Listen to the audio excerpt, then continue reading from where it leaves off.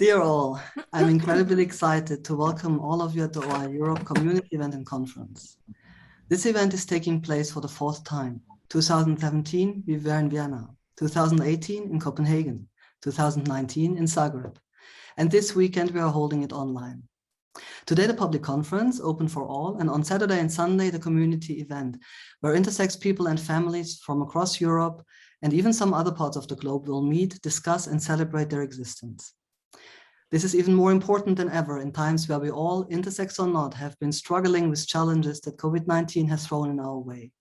And still, we are holding up and are resilient. We will begin today's conference with a keynote speech by Silvan Agius, Cabinet Expert of Commissioner for Equality, Helena Dalli. Then we will learn more about the situation of intersex people across the globe in times of COVID-19 through the findings of a research initiative conducted by the international intersex community. After a break, we will go into a panel of allied researchers who will discuss their work and the ethics of intersex research.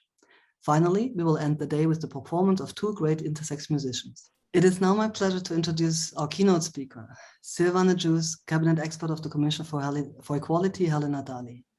Silvan Agius has a long track record in equality and anti-discrimination work on intersex rights, among others. 2009, he connected with European intersex activists in his role as policy officer and later policy director at ILGA Europe, and supported the nascent movement in its first steps of raising its voice at a European level. In 2013, he joined the Ministry for Social Dialogue, Consumer Affairs and Civil Liberties, and has contributed to various legislative initiatives, including the Maltese Gender Identity, Gender Expression and Sex Characteristics Act, the first law ever created to protect intersex people from intersex genital mutilation. As I said, it's a real pleasure to have you with us today, Silvan. Please. Thank you, Dan, and it's a great pleasure for me to be with you today.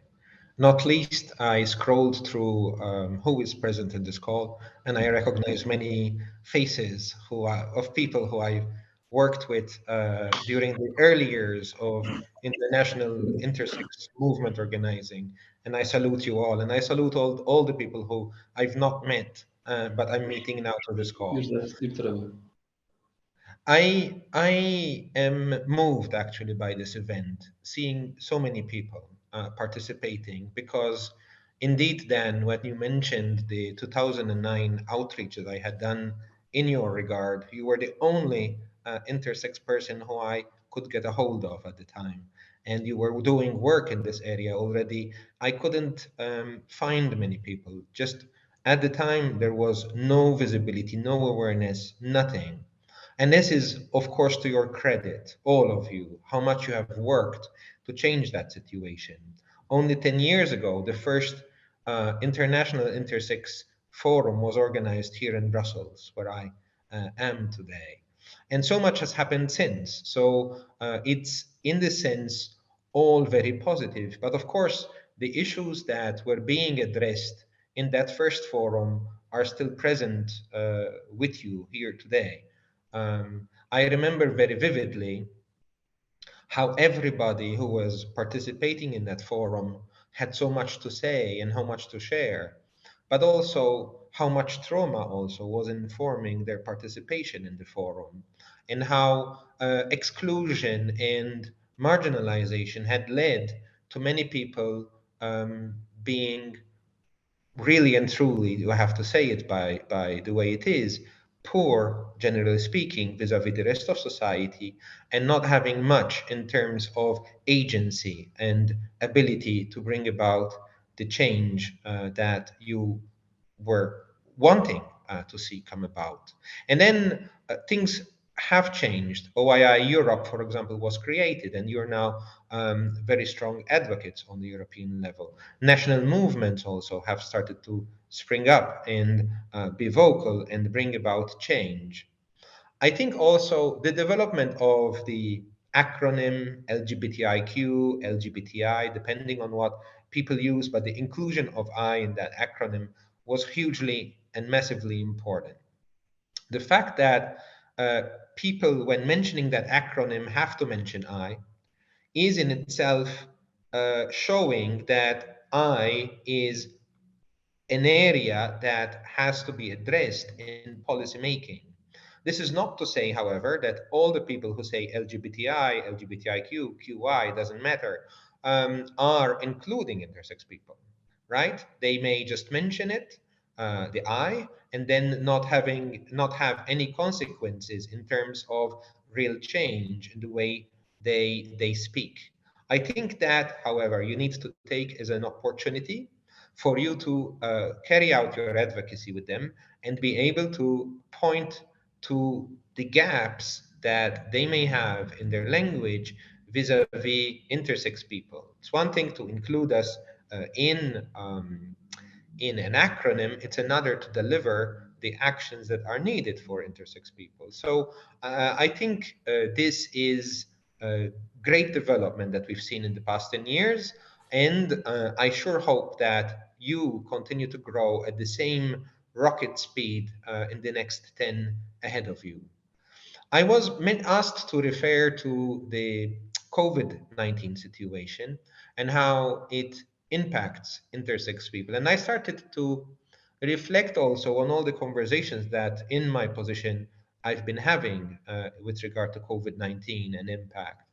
And we've had, of course, interaction with LGBTIQ civil society, namely ILGA Europe and others. And we've discussed growing rates of homelessness, abuse in the home, and other matters. But somehow, I think that the intersex reality still continues to be elusive, even in those conversations. And I'm not saying that any LGBTIQ movement is not doing its job. It's just that it's not fully captured. I was just thinking, for example, how would it be? Firstly, intersex people are very diverse and broad, right? So we're speaking about all sorts of realities and situations, and so, yes, invisibility is an issue.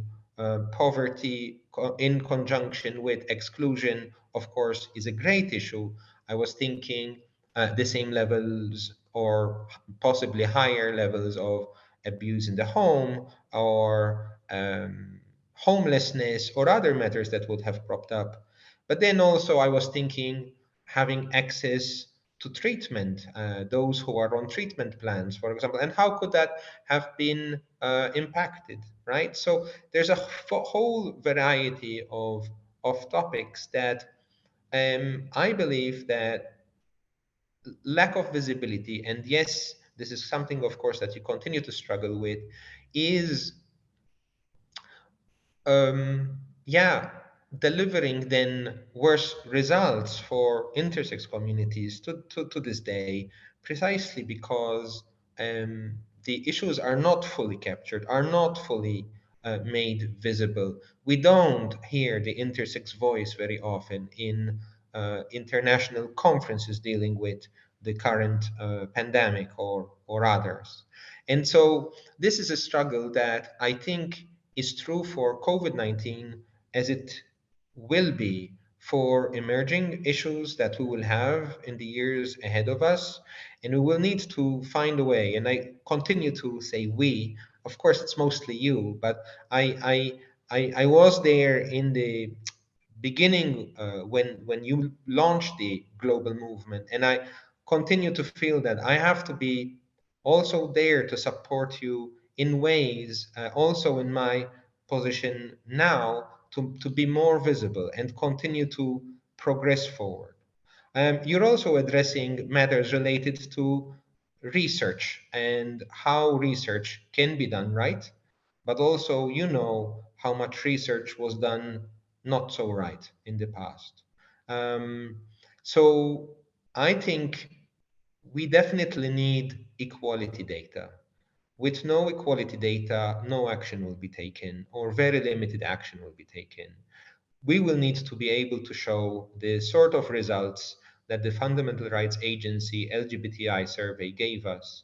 And hopefully, there will be even more integration of intersex realities in future surveys like that one. We need to have data at the national level too that addresses the themes that at the national level prop up. How is intersex included in general language around well-being, support, and other systems that governments have. Having allies in the research world is critical. You need to have people in the research world that understand the intersex reality, that are not distant from it, and are able to fully grasp the breadth of issues that intersex people deal with and have dealt with, and therefore how to pose questions, right? How to get the results and portray them adequately.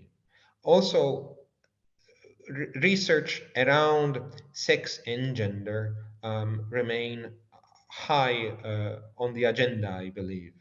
The principle of nothing about us without us, which civil society often tells institutions like the one I represent, the European Commission, is, I think, an important principle in any area of equality, and it's definitely true for intersex people. It's important that researchers engage from the beginning and continue to engage as the research develops. This is not to skew the results, but rather to have results that matter, that are significant for the inclusion, participation, and equality of intersex people in society.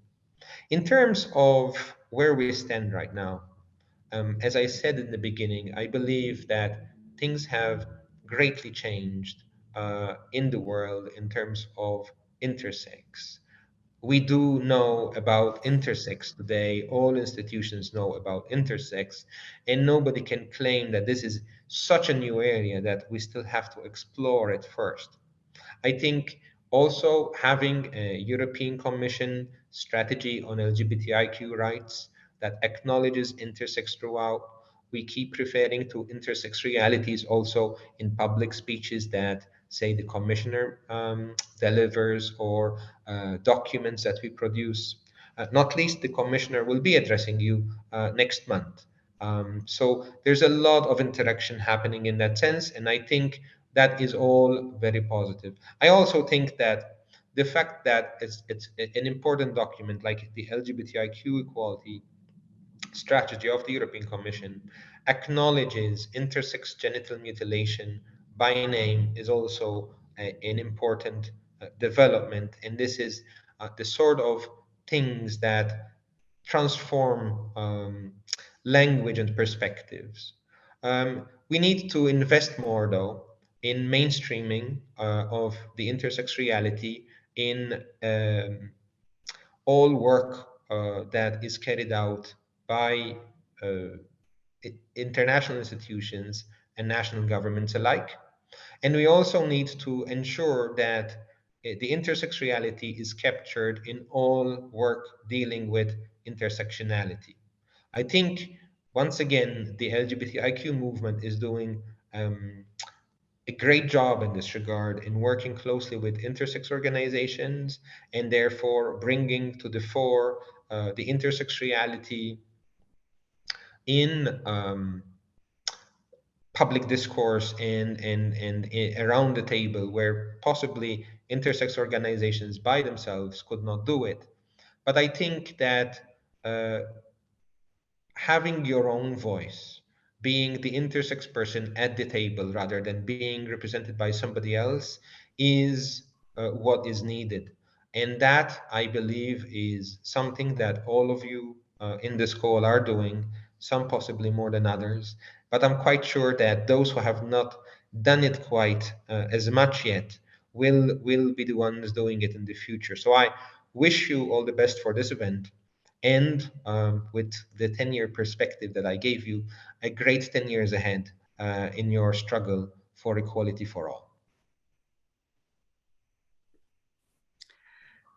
Thank you so much, Silvan. I think I speak for all of us if I applaud the range and the diversity of topics that you mentioned, and also the history, but also like the future. And I think it is, like you said, there's still a lot of things to do and a lot to do and a lot to change, but there's also light at the horizon. And we've seen the development of the movement and of intersex advocacy in the past 10 years. And this really gives us hope and confidence for the next 10 years ahead. Thanks again for your speech.